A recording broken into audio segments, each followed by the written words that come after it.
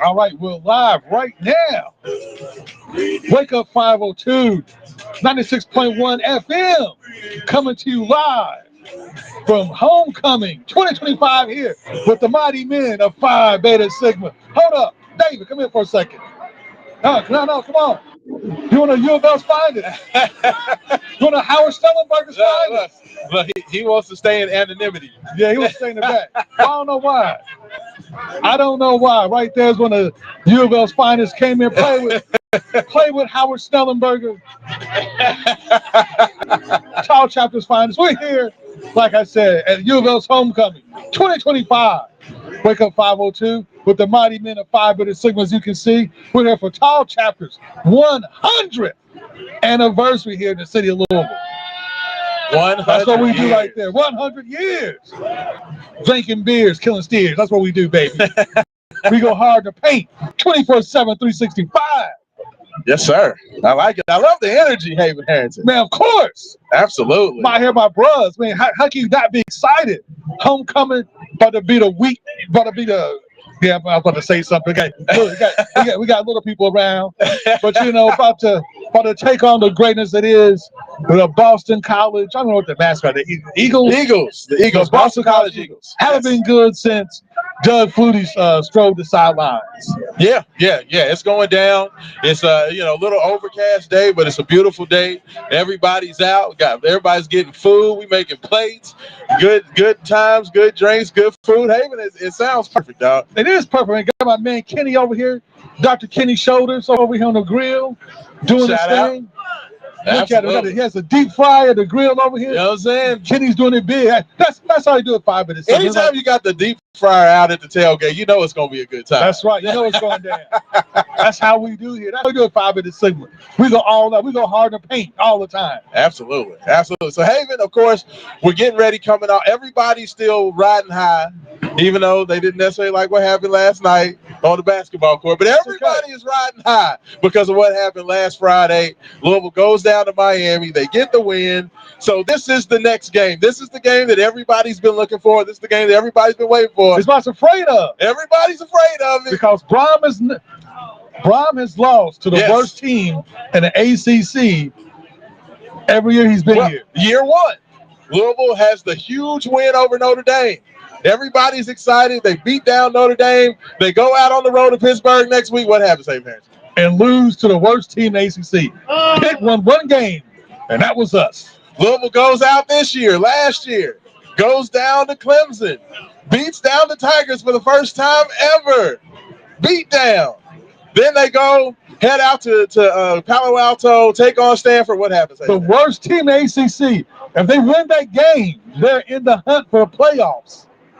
And then they lose. Their defense could not stop literally the worst offense ACC. Yeah, I mean, so, 2 for 2, where Louisville has their big win of the year, and then they immediately go out there and play literally the worst team. And it's very odd that this has happened 3 years in a row, where literally they have a huge win, and then the next week they play the worst team possible. So you think it would be a layup to be able to go out there. They should be a the layup. momentum. Because Boston College has one of the worst defenses in the ACC. So you would think. Yeah. You would think a team that can't score or stop anybody. Yeah. That we should easily win this game. You would think. But I'm not gonna. I was gonna ask. I'm not gonna jinx it. I need a vibe check. Okay, we're T minus a little bit over an hour, 2 hours before. Hour and a half before this thing gets going. How are you feeling? How are the vibes feeling? Are you nervous at all? Or did you see enough last week? And do you trust this team enough? I know it's kind of hard to say trust with a team that's been kind of as Jekyll and Hyde as anybody, but how are you feeling? It's not the team that's Jekyll and Hyde. Yeah. It's the offense that's Jekyll and Hyde. The defense is good. The kicking game is good. The only two weaknesses on this team would be our offense is kind of up and down, and our punt game is horrible. Yeah. Everything else is pretty good. So, and I would venture to say the offense is pretty good. It's just well, the offense is good. When they're not turning the ball over and letting the other team run back and score touchdowns. Yes, we're not trying to gift the other team points. offense is actually pretty decent. Yeah. It's not explosive as we've seen in little offense in the past. Yeah. But they're consistent. Yeah. They're steady. Absolutely. All right. So let me ask you this. Let's get this breakdown started. So let me ask you, from what you saw against Miami last week, where do you think Louisville needs to start offensively? Like, where does this start with you today? If you're Haven Harrington, the offensive coordinator, and you're like, okay, building off what we had last week, what are you wanting to see Louisville do early to establish positive momentum in this game To today? establish Cardinal dominance is easy. Isaac Brown off tackle to the right, and then let me drag Chris Bell across the formation for an easy completion, and just repeat, rinse and repeat. Do you feel like because Isaac Brown had the big fumble last week, we know he didn't get back in that game. He was replaced by Keywan Brown down the stretch of that game.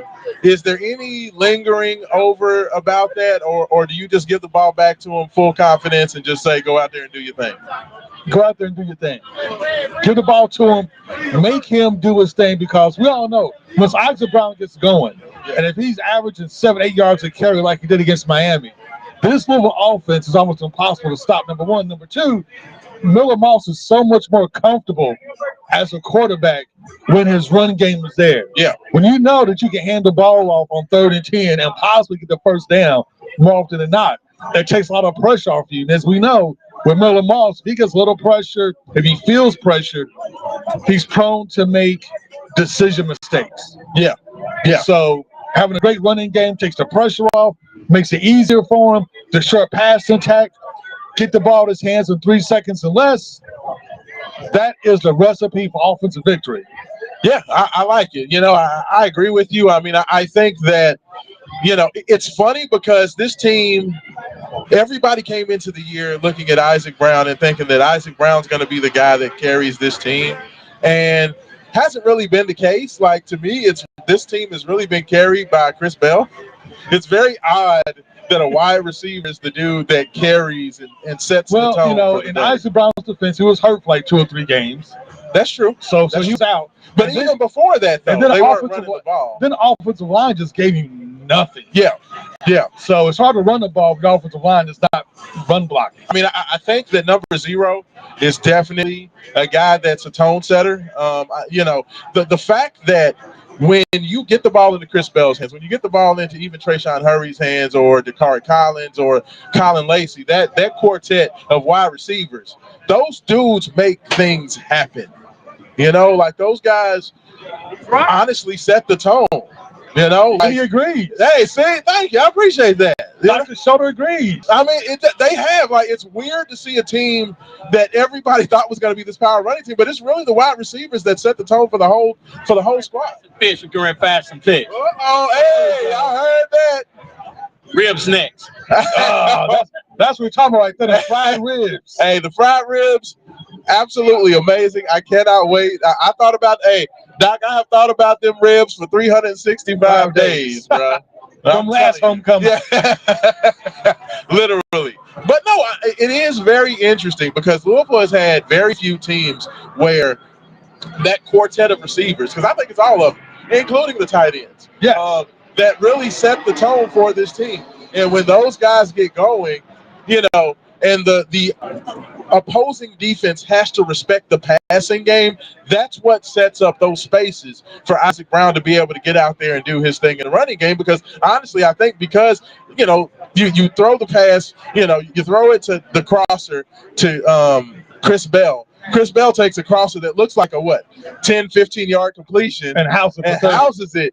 That changes all of your situations defensively, okay? Because now you're like, okay, we need to go ahead and roll these safeties back a little bit. We need to give a little bit more. Or more importantly, you need to pull your linebackers up to stop that drag. But once you put the linebackers up, then that leaves you vulnerable right behind the linebackers for a good 10, 15, 20-yard completion. Yeah, then, you know, you're so worried about Chris Bell, Trayshawn Hurry's wide open. Or, you know, Jaleel Skinner's wide open, or Colin Lacey's wide open. And that's been the recipe for success. When Louisville's been able to do that, Haven, like, that sets up everything else. And it's very simple. Like, the drag route is not that complicated. You can tell when Louisville's going on a drag route because they'll either pull Chris Bell, really close to the line. Yeah. Or they're bringing Colin Lacey really close to the line, and that's usually lets you know they're going to drag. Yeah, well, and what they'll do is they'll always motion a guy. They'll either motion the slot receiver or they'll motion a tight end so they can get a look defensively to see if, are they in man, are they in zone. Anytime that they were in man last week versus Miami, as soon as they saw man, drag route. Boom. It was it. Every time. Every time. I mean, watch Louisville's passing game is simple but devastating in its simplicity. Yes. Because the drag route really is that difficult. Like I said, all you do is instead of having Chris Bell wide, you bring him close. He's right next to the tight end. You send the tight end straight down the seam. Chris Bell right or Colin Lacey drags. Yeah. So that either takes the safety or the linebacker. They cross up because they have to pick who they're going to get. Mm-hmm. And that's usually just enough time to hit them right over the middle. And it's an easy throw because for the quarterback, it's literally 1,000, 2, 1,000. Go. And he's right in front of you. Yeah. So, bam, with the ball. Or it's a quick out. Wide receiver goes about 2 or 3 yards, cuts right to the sideline, easy throw, safe throw, 1,000, 2, 1,000, out. Yeah, I mean, and Louisville is blessed with hard runners. They're receivers that don't go down easy. Like Colin Lacey is a very powerful runner. Chris Bell's a very powerful runner. Trayshawn Hurry is a very powerful runner. Same with Dakari Collins. All these guys fight. Like they catch the ball and they're fighting for extra yards. They almost run like running backs, which is a huge gives a huge boost to Louisville because it's almost like the passing game is a part of the running game. It is an extension of the way we pass the ball. It's literally almost an extension of the run because we really don't pass the ball deep. Like we're not hitting anybody for 30, 40 yards deep down the field. Yeah. Most of the throws you're going to see for Miller Moss are going to be 5, 10, maybe 15 yards. Yeah. And that's literally about it. Like very seldom are we hitting guys for 20, 30 yards deep. It's usually 5, 10, 15 yards. But once again, when you have offensive line that this year so far has been kind of suspect, the faster you can get the ball out, you can negate a defensive line. That's exactly what they did in Miami. Miami had an all-world defensive line, probably the best defensive line in ACC, right behind the University of Louisville defensive line, which is the second best ACC. But you can neutralize their pass rushers by the quick 2-second hitters because they don't have time to rush. Yeah. Yeah, no, I mean, and that right there, that has been the recipe for success. And, I said it today on Wake Up 502 on 96.1 FM. I said that, for me, the only way that Louisville loses a game the rest of the year, and that's Boston College, that's everybody else down the way. I personally feel like if Louisville doesn't turn the ball over, I don't think anybody on the schedule can beat them. I don't care if we're talking about Clemson. I don't care if we're talking about SMU. Kentucky at the end of the year. It feels like this is a team that is good enough to win an ACC championship. And the key to that is just ball security. Take care of the ball. You don't have to go out there and score every time. Just go out there. Don't have the turnover. Don't have the pick six. Don't have the silly fumble. Take care of the ball. Take advantage when you can. And then punt it away and allow that defense to eat. It seems that simple. And it is that simple. Sometimes you just got to kiss it. Keep it simple, stupid. Yeah. Don't overthink it. Like Brom's first year. Yeah. We knew Jake Plummer had a hard time throwing anything over 15 yards. Jack Plummer. Whatever. One of the Plummer guys. One of the Plummer boys. Who's still in the NFL, and I don't know how. But, the passing game was not his specialty. Yeah. So we became a run-heavy team. Yeah. Just lean into it. Yeah. I mean, just possess the ball. It's very odd that you can be a passing team and still be a possession-based offense. And that's what we have this year. Louisville's it's a very interesting team because it's so atypical. It's very odd because, last year was more like explosives. It was get the ball down the field to Corey Brooks. Those big passes over the Shuck. Shuck had the big arm. And then you had you had Chris Bell on the other side, and then you had you were so worried about Bell and Brooks on the outside that Isaac was able to kill you up the middle. Yeah. This team isn't really like that. They're not the explosive downfield attack team. This team is more methodical. Yes. This is a team that Bobby Petrino 1.0 would have hated. Yeah. Because it's a very methodical, 10, 15 play team, and then hopefully get within 30 yards when the guys can break one and go. Yeah, I mean, and that's been the thing. Look, what did we say? Jeff Brom has to be able to be disciplined. We talked about it in the work lead up to the Miami game that his biggest thing was don't get bored with the monotony of the short passing game and taking the 3 or 4 yards on the run play. Stick with it. Don't get greedy. Don't get Same greedy. thing with Miller Moss. Don't get greedy trying to hit the home run. Just throw it away. Just take the singles and the doubles. If you can take the singles and the doubles, at some point they're going to break. Well, and that's what killed Miami, because the Miami game, Carson Beck got greedy. Yes. And he got greedy repeatedly. Yes. And that greed led to 4 interceptions. Yeah. Yeah. I mean, absolutely. I mean, and that right there, I think that's who this Louisville team is. It may not, and that may just be painful to Jeff Brom's soul because he loves to throw the ball. He loves to get it down. But hey, you know what? Just enjoy it, revel in it. You know what I mean? You're a possession-based team. Scott Satterfield would love this team. You know what I'm saying? Like, oh God, he would love this team.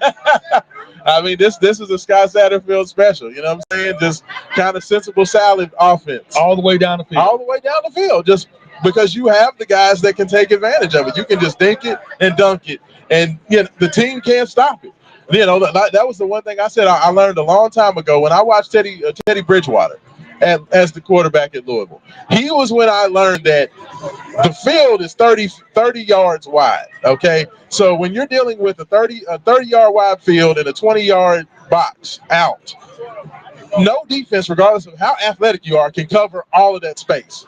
So if you're Miller Moss and you just take your time, you have enough weapons to where somebody's going to be open every time if you just take what the defense is giving you and don't be greedy. So, you know, I think that's the thing. Don't be greedy, you know. Get your little snack box and keep it pushing. Like, you know, you don't got to fill up the whole plate for Thanksgiving. You know, just get your juice box into the kids' table. Let's go. Exactly. That's it. That's what it is this year. And I'm okay with that. That's proven to be what works. So, you know, don't make it more complicated than it has to be. Okay, so on the opposite side, the defensive side of the ball, Haven Arrington, this Louisville defense, are they the best defense in the ACC?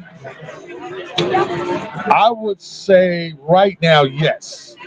I believe this is the best defense ACC. Had to think about it. It's unbelievable. Had to think about it because Miami says a good defense. Yeah. A really good defense. They got torched last week. But I would say we have the best. I would say Miami may have like a slightly better defensive line than us. Yeah. Just slightly better. But, man, our linebackers and DBs and coverage are money. Yeah. And they got hands. They can catch.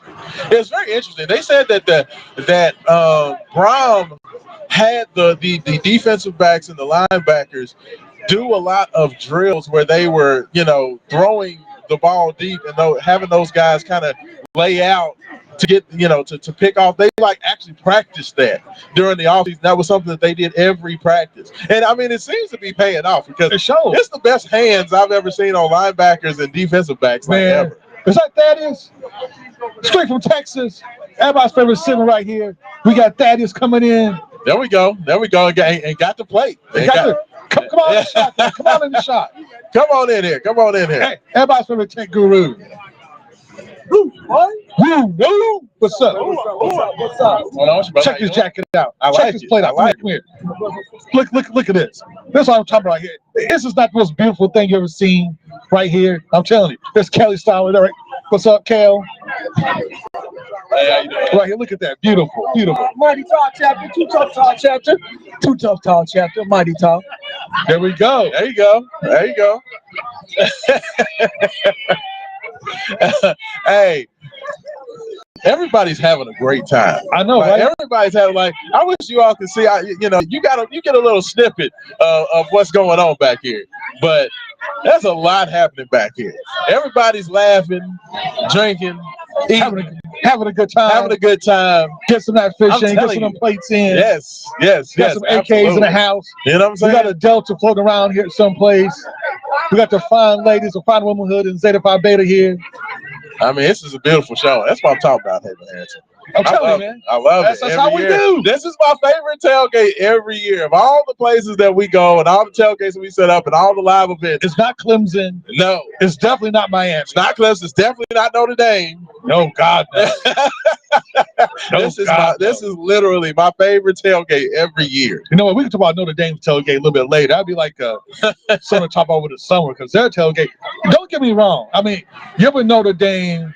You get to see touchdown Jesus and it's the history of Notre Dame. But man, everybody's super nice in Notre Dame. Don't get me. Everybody's like super nice and welcoming. Absolutely. But it's like a buttoned up wine and cheese pinky out tailgate. It just doesn't feel the same. Nah, it ain't like this. They ain't got no bottle of Crown sitting over there on the table. The only tailgate that can compete with the Phi Beta Sigma homecoming U of L tailgate, maybe when we go down to Tallahassee for FAMU. Yeah, that's fair. Yeah, FAMU tailgate's legit. Yeah, but still, like this is still number one.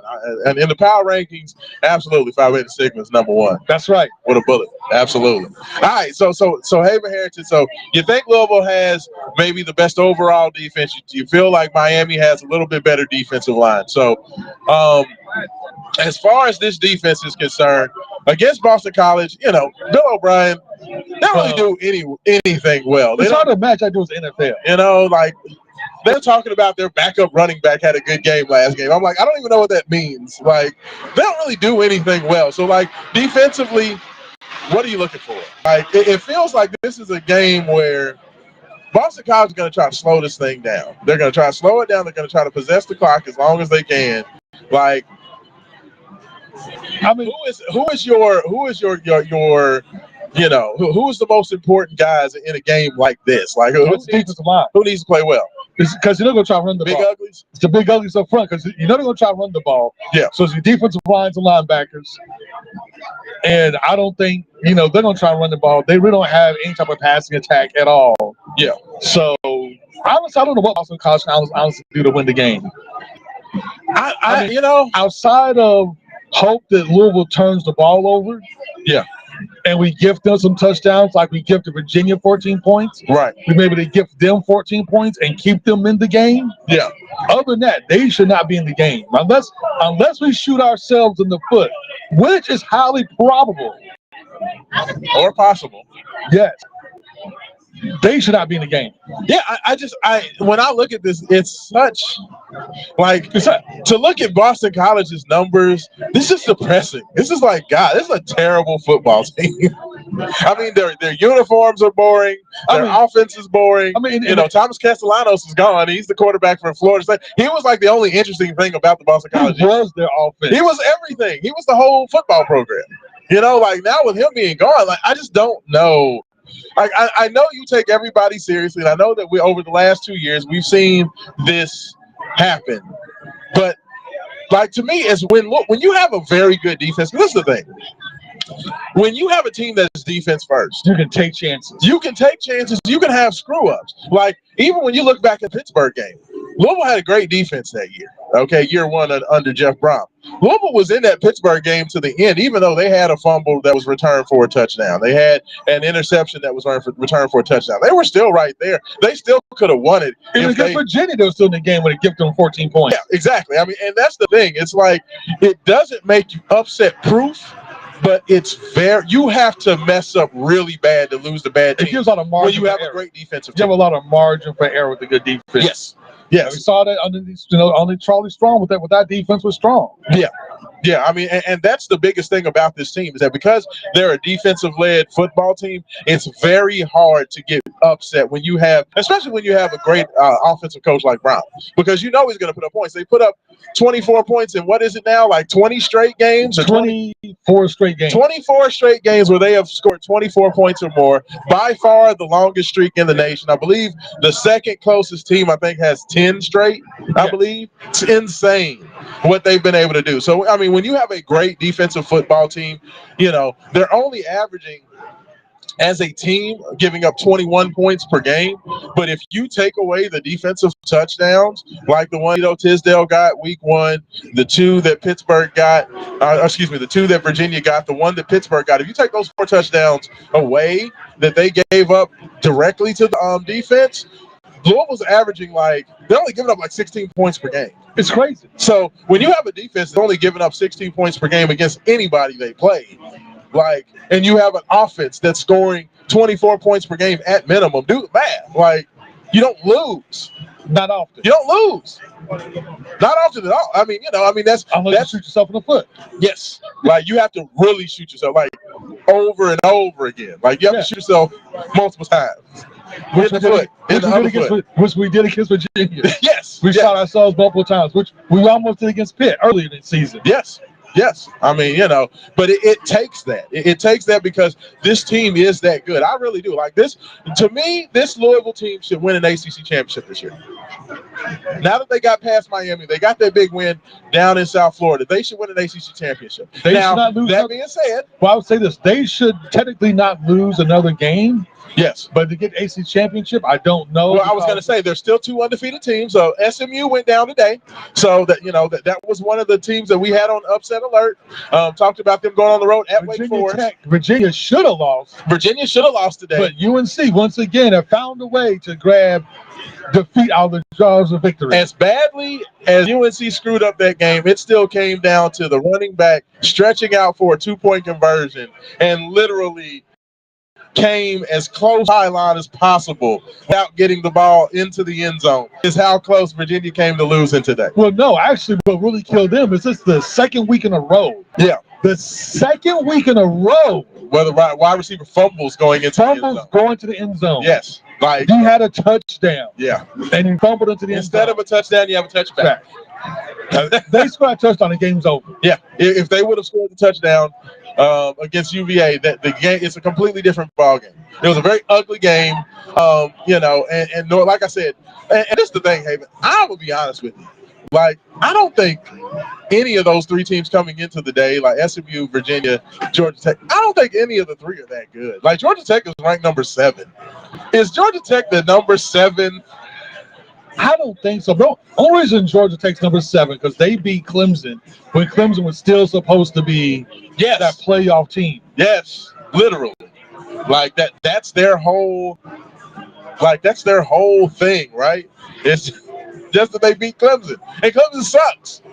Like they're terrible. Hold up. Is this only Delta I see in the house? Is this Dr. Joy McAtee? Oh, here she comes. Dr. Joy, come here for a second. Trying to say hi to all the people. Come close. There you go. How you doing? I'm doing well. How are you? It's doing good. It's always good to see a UK grad come down here and hang out with those little people down here in Louisville. Well, the University of Louisville is my school as well. So this is where I'm pursuing my doctoral degree. So and it's Dr. McAtee coming as well. So there you go. You're enjoying yourself, having fun. Of course, I am. It's a great show and the weather's not too cold. So it's a good time. Phi Beta Sigma has been a great host and celebrating an important milestone with 100 years. So congratulations for that. There you go. Didn't you celebrate your 50th? Wasn't Delta the 50th at UK? Yes. New Epsilon chapter of the University of Kentucky of Louisville. We just celebrated our 50th anniversary, my 15th as a Delta. So yeah, it was a great time. Great event. There we go. Joy, turn around. Need to get this shirt on the camera so you can check her out. Right here, your girl. You know where to find her.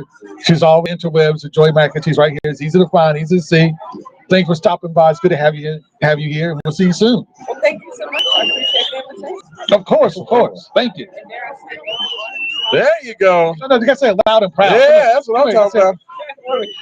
Go-karts. Yeah. That sounds too professional. Get out of here. Get out of here. The tailgate. It's too professional. Go-karts. Oh, that's awesome. Hey, man. All right, David. So let's get down to it. It's very, I ain't gonna lie to you. Doing a Boston College pregame is very difficult because this is like. But you know what's probably become easier in about 7 minutes. What happens in 7 minutes? Because for 7 minutes, we say goodbye to all you good people. Fair. And then we're going to get some of these fried ribs. Fair. Absolutely. I like it. So, all right. So we talked about the offense. We talked about the defense. Give me what's going to happen. Give me Haven's breakdown. I want Haven's thoughts on what's going to happen. Who's going to be the important players? Give me an offensive MVP. Give me a defensive MVP. Give me a score prediction for everybody. So give me how this thing is going to go. So I'm going to go score prediction first and go back from there. Okay. So my score prediction is this: U of L 35, Boston College 14.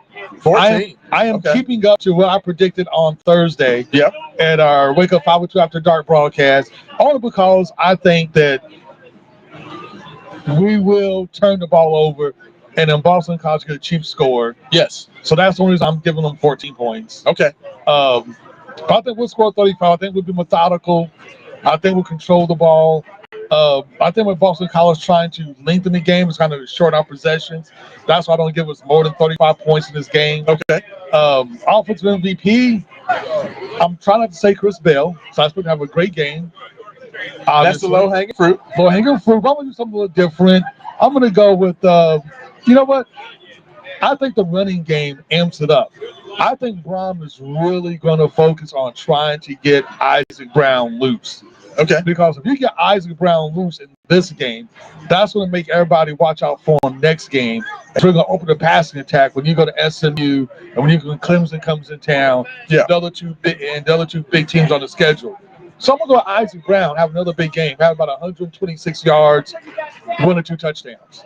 Okay. I like that. So for me, I just see domination. And I think I say that because I just think that Louisville understands that just don't turn the ball over.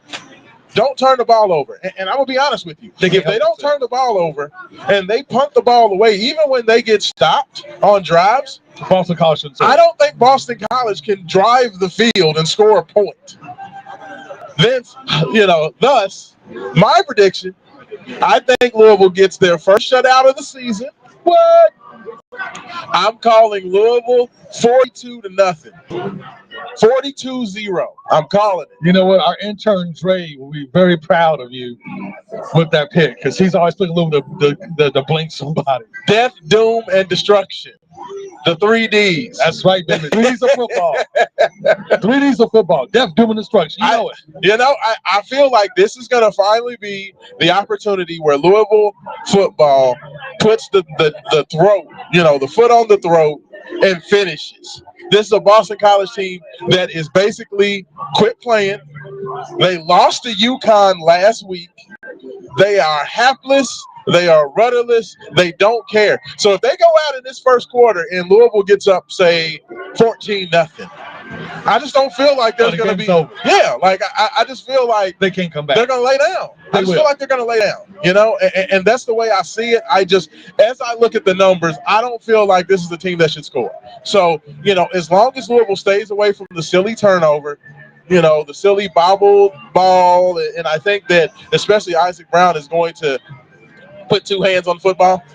I think that's going to be a thing for him today. So if Isaac Brown doesn't put it on the grass, and Miller Moss has finally gotten away from the goofy turnover, I just give me Louisville to win. I think offensive MVP. I have been trying to get Miller Moss this MVP for weeks. He refuses to take it. He refuses to take it, but he's interestingly enough, without Miller Moss, Louisville does not win their last 3 games.